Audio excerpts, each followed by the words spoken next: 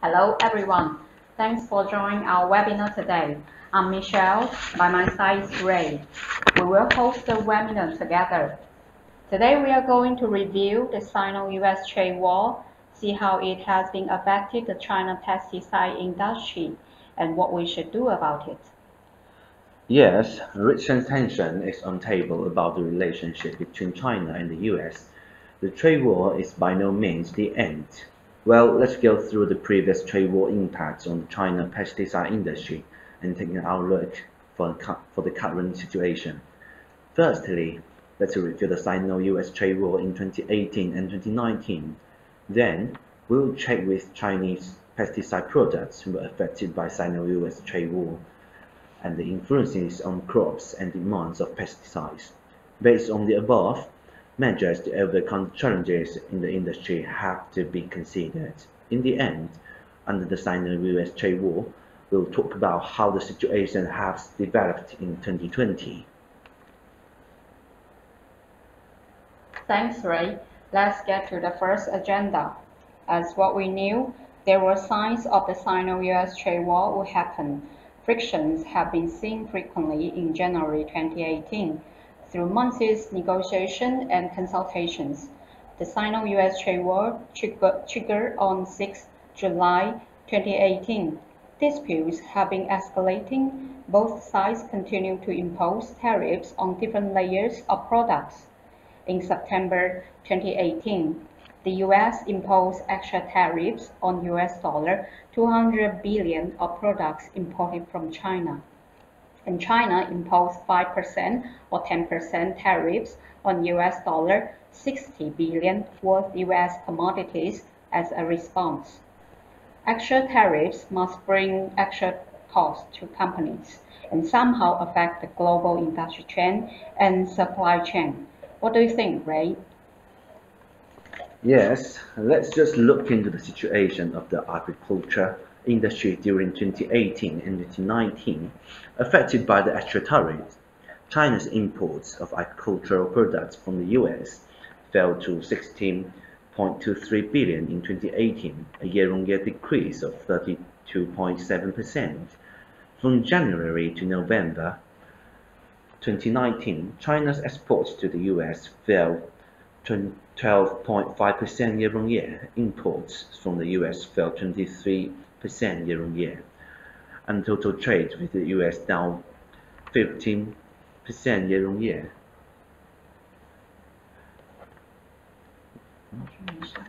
The US has fallen to China's third largest trading partner behind the EU and ASEAN. On 13th of December 2019, the United States and China had reached an historic and enforceable agreement on the Phase 1 trade deal. It requires structural reforms and other changes to China's economic and trade region in the areas of intellectual property, technology transfer, agriculture, financial services, currency, and foreign exchange. The Phase 1 agreement also includes a commitment from China that it will make substantial additional purchases of US goods and services in the coming years. More importantly, the agreement establishes a strong dispute resolution system that ensures prompt and effective implementation and enforcement. The United States has agreed to modify its Section 301 tariff actions in a significant way. Nevertheless, the trade war still has influenced the agriculture industry, particularly a few pesticides and agricultural products were affected more or less by the imposed extra tariffs. We will take Glufosinate-ammonium, Imidacloprid, Azoxystrobin as examples to see how the Sino-US trade war affected their market performance.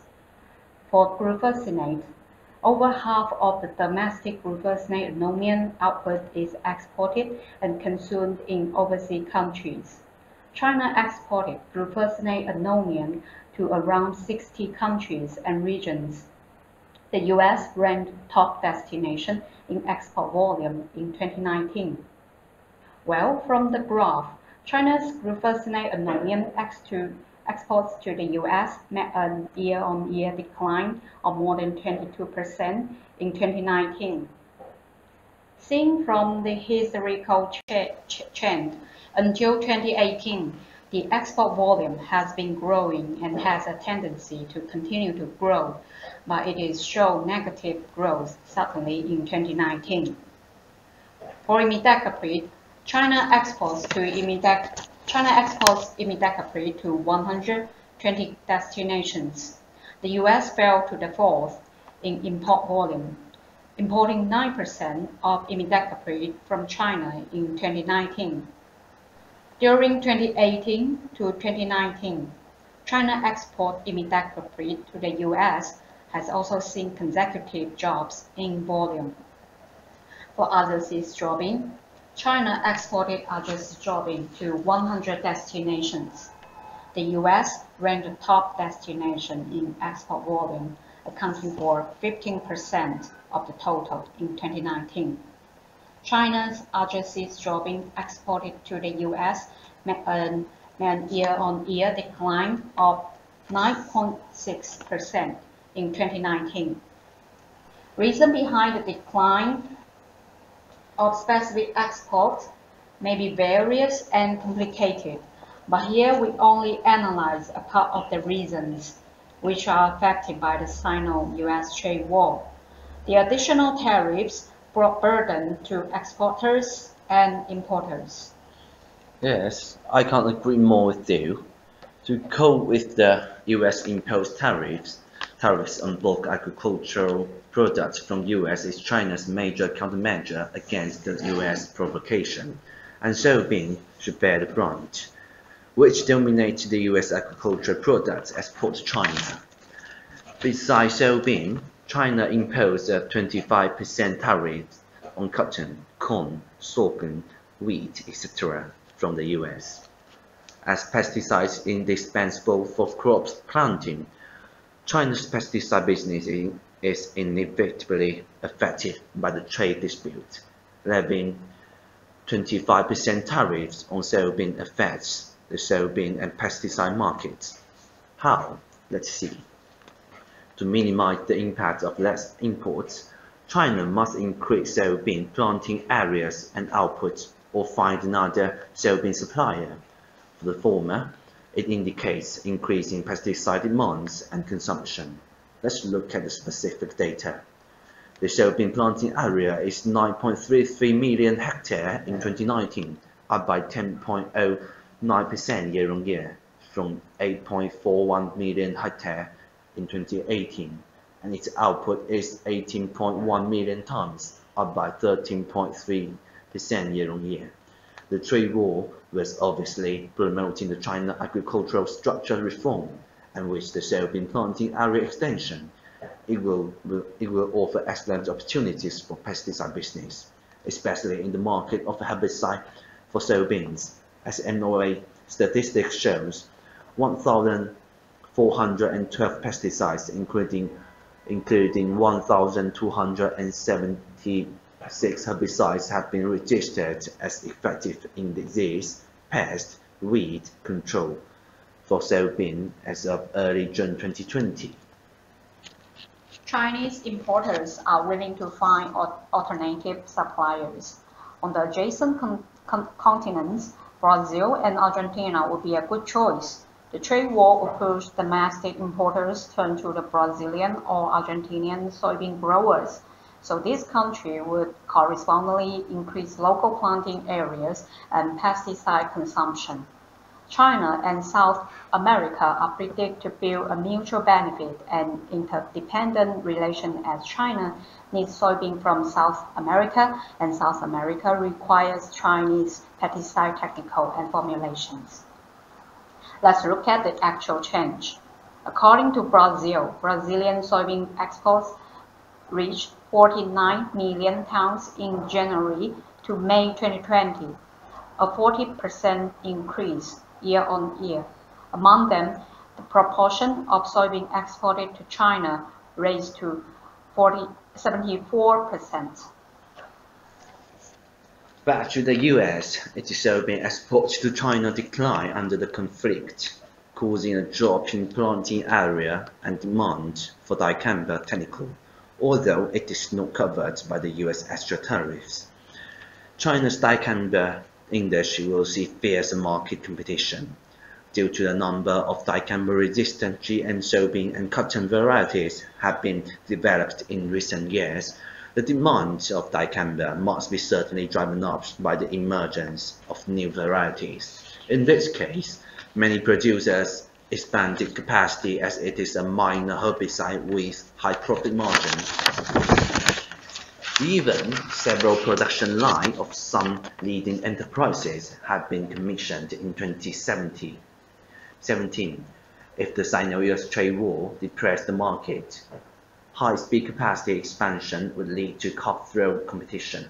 In 2019, the volume of dicamba exported from China to the US dropped by more than 70% year-on-year. Well, is that the way to minimize the negative impact? The impact would have caused bigger and smaller orders from the US market, and the cooperation relationship might be shifted from long-term to short-term trade. Buyers will look for suppliers with lower price or even further purchase from other countries. To minimize the impact caused by the trade friction, companies should focus on domestic markets, actively expand to emerging markets.